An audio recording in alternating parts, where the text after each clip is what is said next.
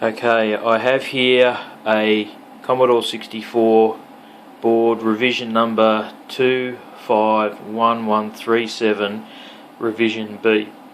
Now I'm running a EEPROM based PLA substitute. This one is a very bad example. It produces a lot of errors. It's terrible, pretty much. So what I've done is I've had a bit of trouble trying to capture this on the oscilloscope, but I've gone back with some help from Aslapion, and I think I've got it this time. So what I've done here on the Tektronix 2430A digital oscilloscope, I've reset it. I have the probe, can't quite see it, but the probe is set to 10x. I've got it set, hooked up to ROM low, which gives quite a big dip on the oscilloscope. I've got DC coupling activated. I've got full bandwidth, and I've got smoothing on the curve that gets produced on the oscilloscope.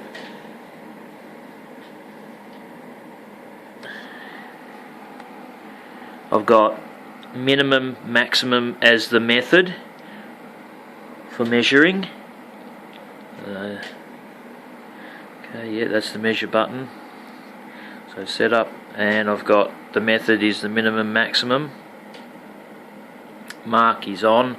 Don't know what that feature does. Now I've got the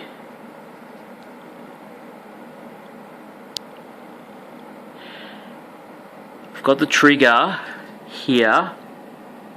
The trigger here has been set to 300 millivolts. Now it took me a little while to try and work this out. Now I think this is right, I could be wrong, but because I'm on 10x, everything is reduced by a factor of 10, so 300 millivolts is actually 3 volts, I think.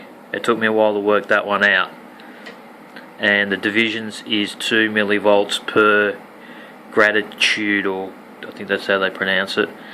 So that's each one of these little squares here. So going by what I think I've worked out with the 10x on the probe set, 200 millivolt divisions is actually 2 volt divisions.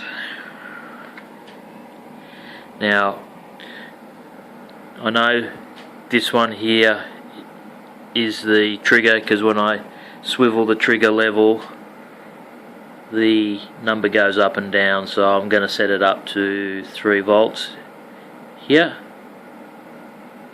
Oops, a bit harder to set than I thought.